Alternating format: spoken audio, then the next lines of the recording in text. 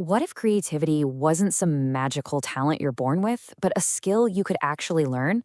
Well, that's the big idea from the legendary comedian John Cleese. In this explainer, we're going to break down his brilliant and surprisingly practical framework for how pretty much anyone can learn to be more creative. So let's just dive right in. And of course, Cleese kicks things off with his classic wit. You gotta love it. He gets right to the heart of the irony. Talking about creativity is one thing, but actually doing it, well, that's where things get tricky.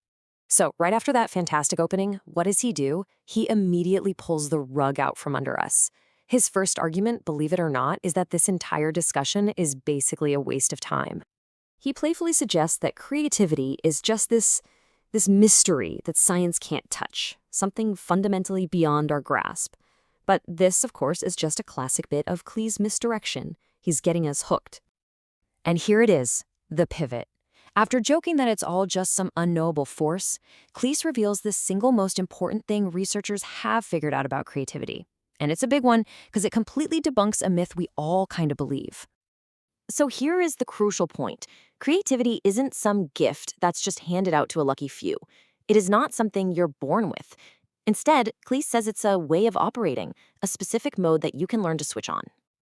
And to back this up, he points to some fascinating research from a psychologist named Donald McKinnon. McKinnon studied all these super successful architects, scientists, and writers, and what he found was pretty shocking. There was no significant difference in IQ between the most creative people and their peers. Raw intelligence just wasn't the key. So, if it's not IQ, then what is it? Well, the answer is surprisingly simple. The most creative people had just learned how to get themselves into a particular mood, a mood that gave them an ability to, well, to play with ideas, just for the fun of it. And this whole concept of the creative mood is totally central to his framework. And that brings us to the real engine room of this whole idea, the two distinct modes of functioning that pretty much govern how we work and how we think. Understanding these two modes is everything. Okay, so on one side, you have the closed mode. We all know this one. It's our default setting at work, right? Purposeful, a little anxious, maybe impatient, definitely stressed. And it's great for getting things done, but it is terrible for coming up with new ideas. On the other side is the open mode. This is where creativity lives. It's relaxed, it's expansive, it's playful, and it's curious.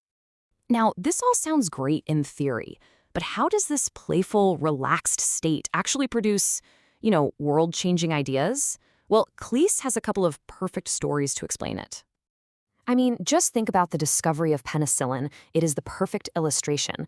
When Alexander Fleming saw a petri dish where mold had accidentally killed off his bacteria, well, someone in that rigid, closed mode would have just seen a mistake, a failed experiment, and tossed it. But Fleming was in the open mode. He saw it as a curiosity. And that tiny shift in perspective, it led to one of the biggest medical breakthroughs in history.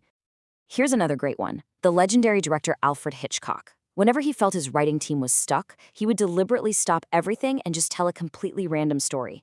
He knew that pressure, that feeling of the closed mode, was the enemy.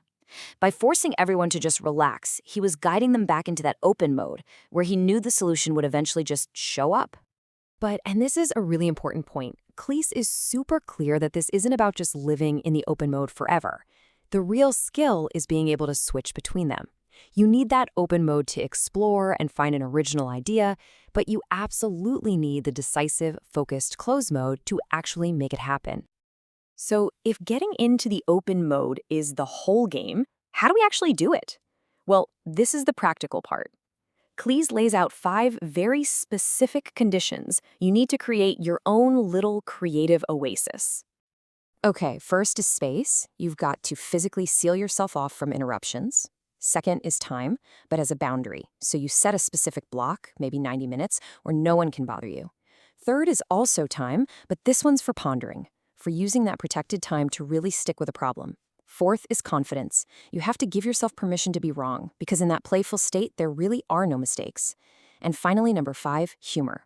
Cleese says it's the fastest way to jump from that serious closed mode to the playful open mode.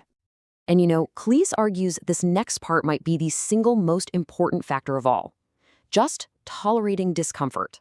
That feeling of anxiety from an unsolved problem makes most of us rush to the first, most obvious answer we can find. He says the really creative people, they've just learned how to sit with that uncomfortable feeling for longer. And that's what allows the truly original ideas to finally bubble up. So, to really drive the point home, Cleese finishes with this brilliantly satirical guide. If you want to absolutely guarantee that your organization stays unoriginal and inefficient, here is exactly what you need to do. Starting to notice a pattern here? He says you should ban humor, undermine everyone's confidence by only criticizing, demand constant busyness, and punish anyone you catch just thinking instead of doing. Basically do the exact opposite of the 5 conditions for creativity. And the whole purpose of all this horrible management advice? It's to do one thing: to lock everyone into that tense, anxious, and totally uncreative closed mode. To make absolutely sure that no new or challenging ideas ever see the light of day. And this leads to Cleese's final, hilarious warning. For the controlling manager, the ultimate nightmare isn't failure. It's a team full of happy, creative people you can't micromanage anymore. It's such a powerful reminder that creating the right conditions for creativity isn't just about getting better ideas, it's about fostering a fundamentally better and more human way to work.